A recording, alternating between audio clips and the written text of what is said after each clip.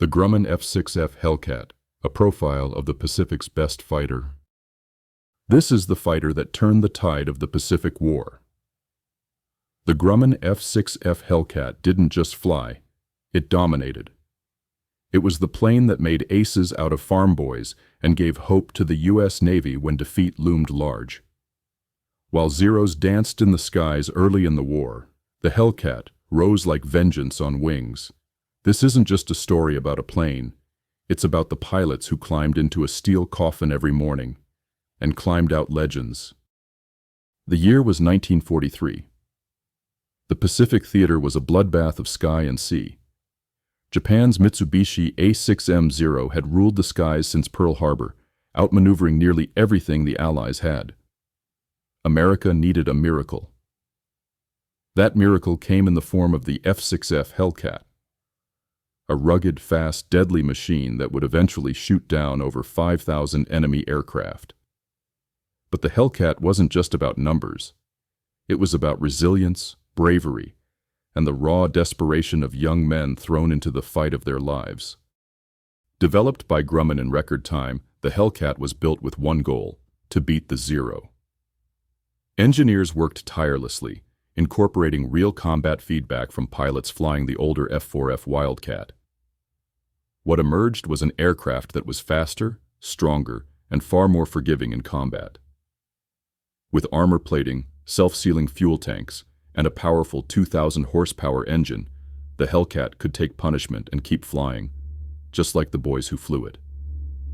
A pilot once said, "She was a brute, but a beautiful brute. She brought me home when I should have been dead." The Hellcat roared into combat in 1943 and made an immediate impact. In battles like the Marianas Turkey Shoot, it decimated Japanese air power, with American pilots shooting down enemy planes at a 19.1 kill ratio. It wasn't just about dogfights.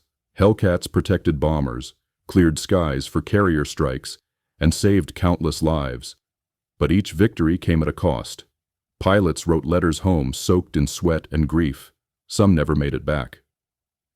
One wrote, "I watched my best friend's plane catch fire and spiral into the sea.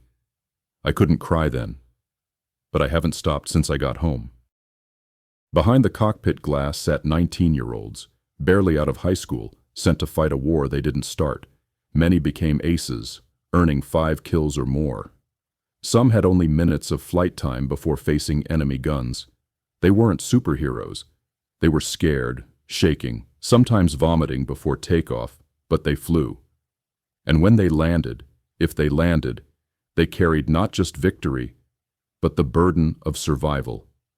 The Hellcat may have been the machine, but the men were the soul. They came home changed, if they came home at all. By war's end, the Hellcat had destroyed more enemy aircraft than any other Allied plane. Its dominance was absolute. But as jets entered the skies, the Hellcat was retired quietly, its role complete. Many were scrapped, few remain.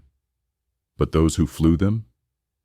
They remember every throttle push, every scream in the headset, every enemy plane spiraling down in smoke. The Hellcat was more than metal. It was a shield, a weapon, a companion in war. The Grumman F6F Hellcat was built for victory, but forged in sacrifice. It was the fist America threw back at tyranny in the Pacific.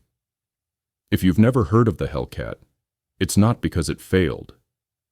It's because it did its job so well, so brutally, and so quickly, that history had little time to pause.